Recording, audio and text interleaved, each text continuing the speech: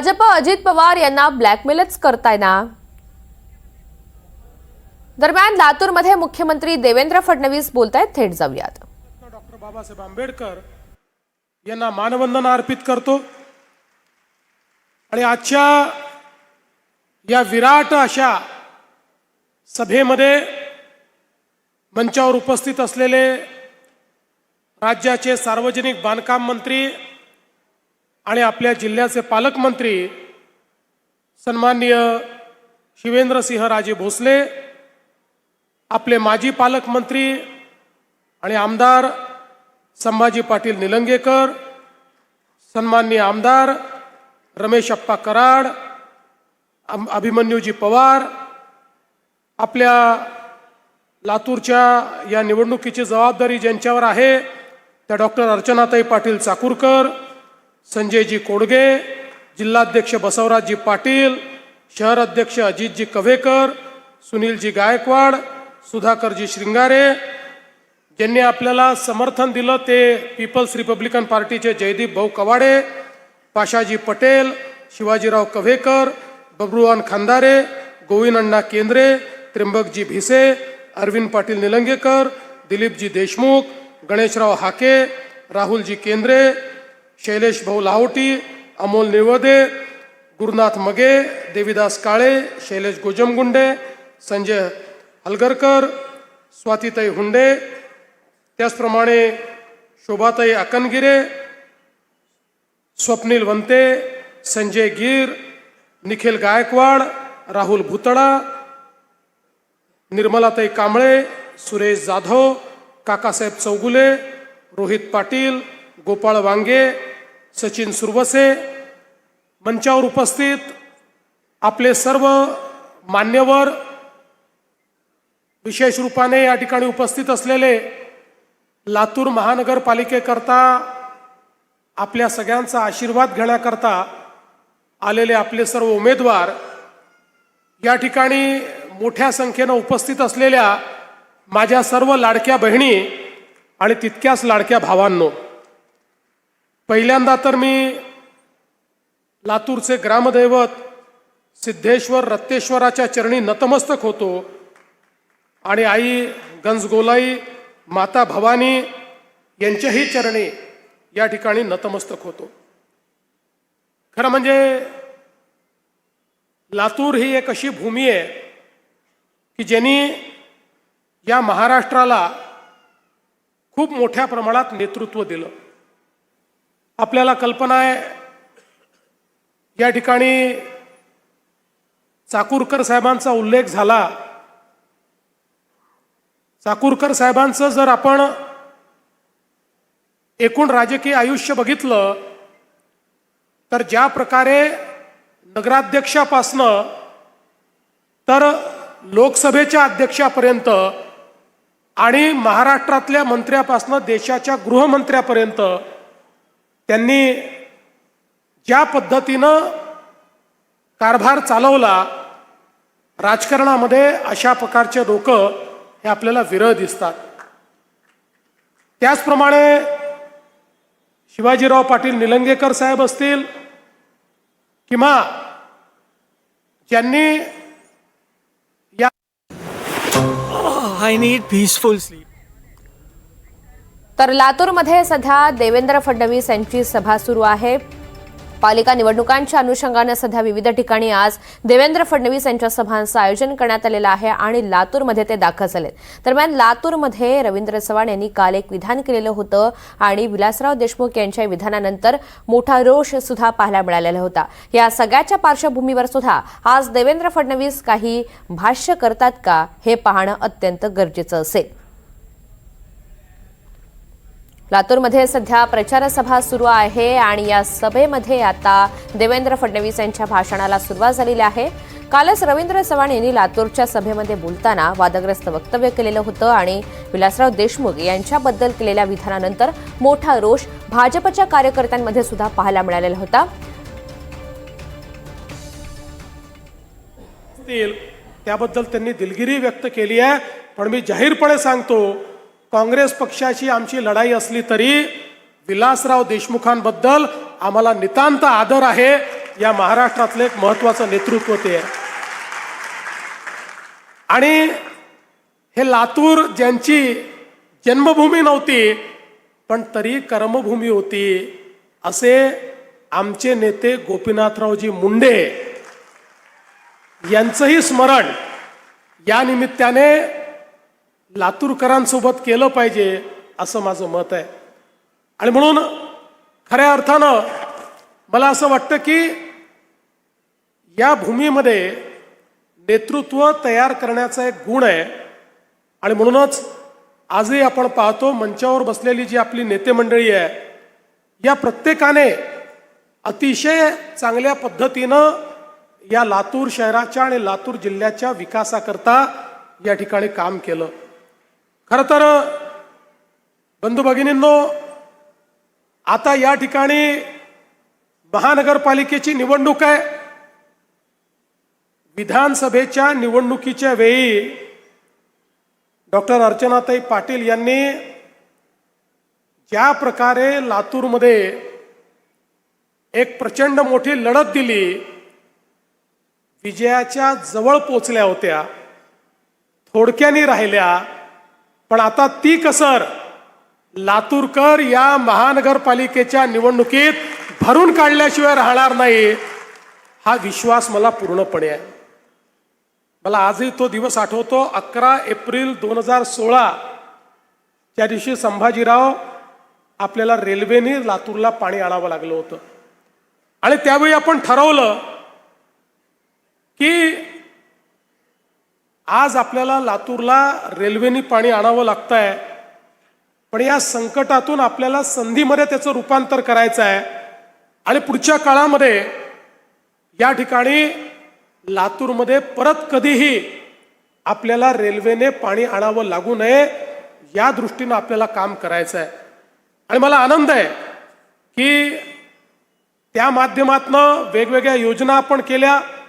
जलयुक्त शिवारपासनं तर या ठिकाणी पिण्याच्या पाण्याच्या योजनेपर्यंत अनेक योजनांना आपण त्या ठिकाणी चालना दिली.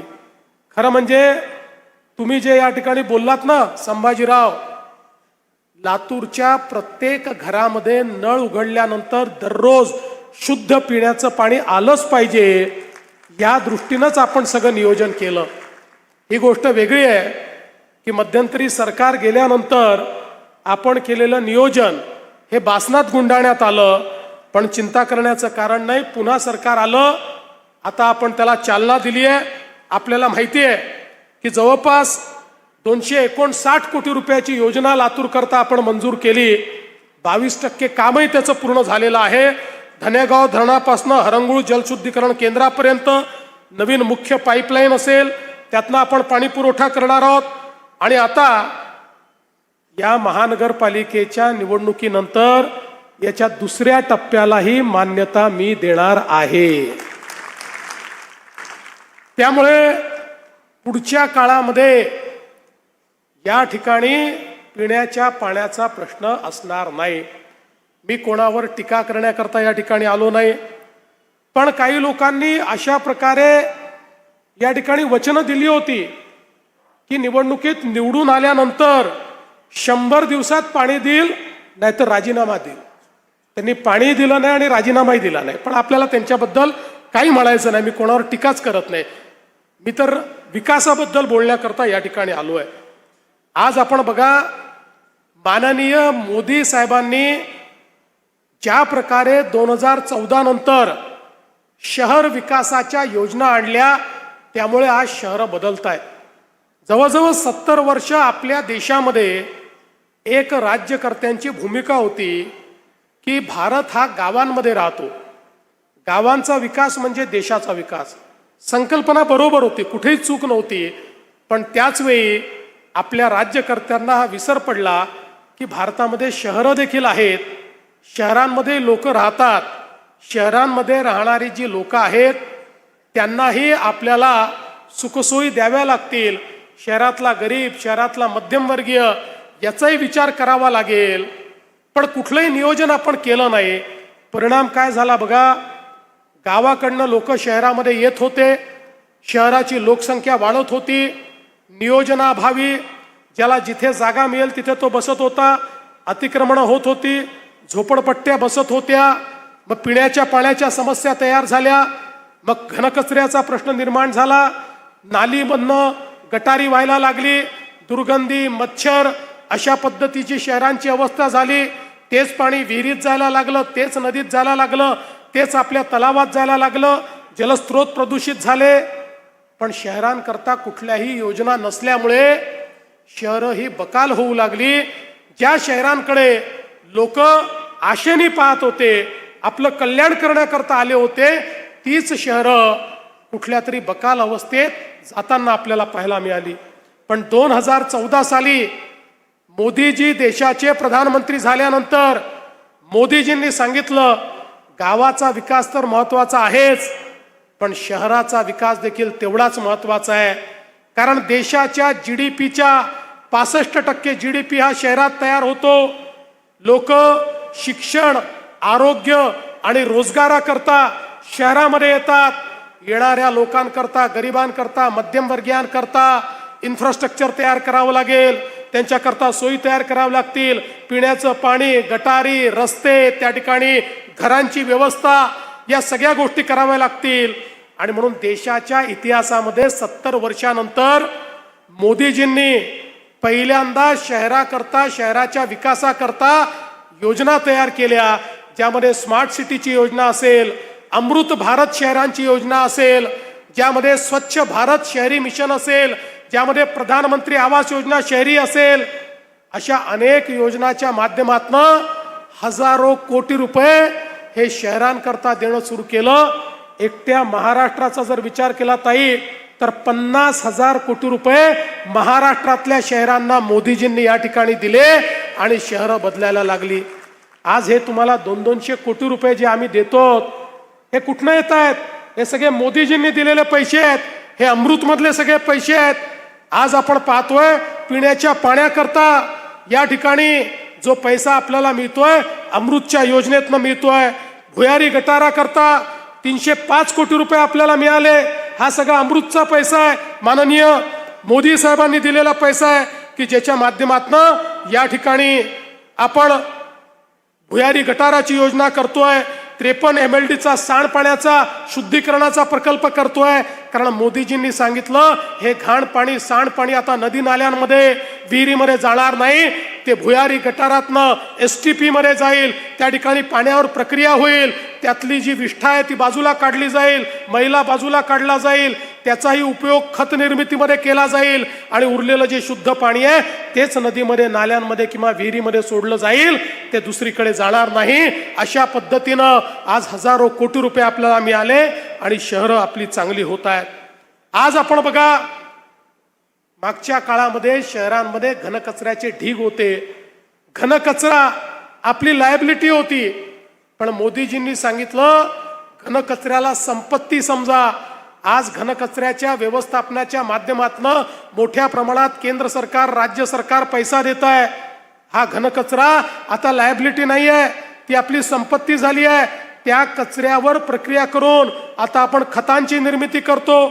त्या कचऱ्यावर प्रक्रिया करून त्यातनं कोळशासारखे पेलेट आपण तयार करतो, जे वीज निर्माण करणाऱ्या कंपनीला विकता येतात. आणि आता तर मोठ्या शहरांमध्ये कचऱ्यापासून आम्ही विद्युत निर्मिती देखील सुरू केलेली आहे. त्यातनं पैसा हा आज आपल्या या सगळ्या महानगरपालिकांना त्या ठिकाणी प्राप्त होतोय. याकरता देखील केंद्र सरकारच्या माध्यमातून मोठ्या प्रमाणात निधी आपल्याला मिळतोय. आणि पुढच्या काळामध्ये, मागच्या काळात आपण काही योजना कचऱ्याच्या संदर्भात देखील या महानगरपालिकेमध्ये आपण सुरू केल्या. पण माझी अपेक्षा अशी आहे की पुढच्या काळामध्ये लातूरला एक मॉडेल शहर म्हणून आपण तयार केलं पाहिजे. आणि या ठिकाणचा जेवढा कचरा आहे, हा सगळा कचरा त्या ठिकाणी त्याच्यावर प्रक्रिया करण्याचं काम हे आपण केलं पाहिजे. अशा प्रकारची विनंती या निमित्ताने मी करतोय. आणि त्याचसोबत खऱ्या अर्थानं या लातूरमधल्या जे काही आमचे सामान्य लोक आहेत, यांच्याकरता रुग्णालयाचा विषय ताई तुम्ही ठेवला. पालकमंत्री महोदय यांनी सांगितलं, आता तो प्रश्न आम्ही सोडवलेला आहे. या ठिकाणी लातूरमध्ये एक अत्यंत आधुनिक अशा प्रकारचं जिल्हा हॉस्पिटल आणि रुग्णालय हे आम्ही तयार करणार आहोत.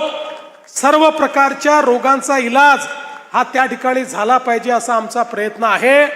आणि हे करत असताना मला हे देखील आपल्या लक्षात आणून दिलं पाहिजे की मागच्या काळामध्ये महात्मा फुले जनआरोग्य योजनेचाही आपण विस्तार केला आणि या योजनेच्या माध्यमातून प्रत्येक व्यक्तीला त्याच्याकडे कुठलं रेशन कार्ड आहे नाही आहे काय कागदपत्र आहे या कुठल्याही गोष्टीचा विचार न करता प्रत्येक गरीबाला मध्यमवर्गीयाला प्रत्येक व्यक्तीला 5 लाखापर्यंतचा इलाज आता आपण मोफत केला आहे.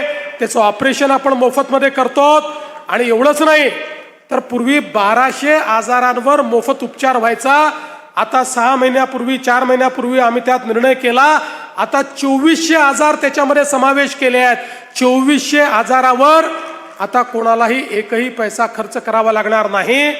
आणि 10 आजार आम्हाला असे लक्षात आले की ज्या आजारांमध्ये 5 लाखात होत नाही त्या आजारांमध्ये त्यापेक्षा जास्त पैसे लागतात.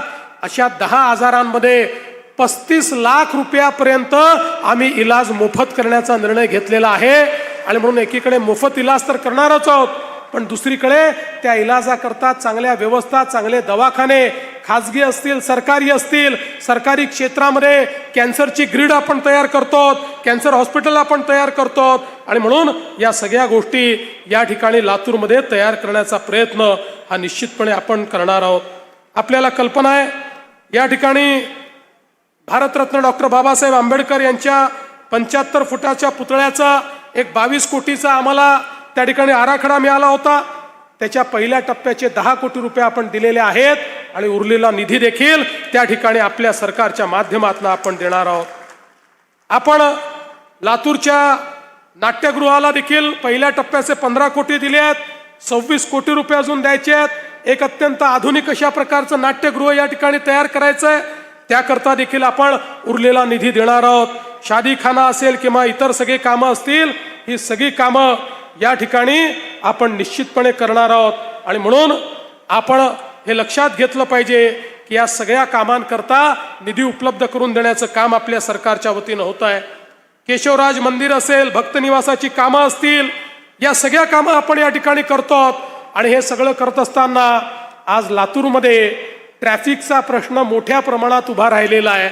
आणि विशेषतः छत्रपती शिवाजी महाराजांचा जो पुतळा आहे तो जो चौक आहे त्या ठिकाणी खऱ्या अर्थानं ट्रॅफिकचाही प्रश्न आहे आणि त्या ठिकाणच्या विकासाचाही प्रश्न आहे. आणि जिथे छत्रपती शिवाजी महाराजांचं नाव आहे जिथे त्यांचा पुतळा आहे तो भाग हा लातूरचा सर्वोत्तम भागच असला पाहिजे अशा पद्धतीनं माननीय पालकमंत्री हेच PWD मंत्री आहेत. त्यामुळे त्याचं सर्वात उत्तम डिझाईन आम्ही तयार करू आणि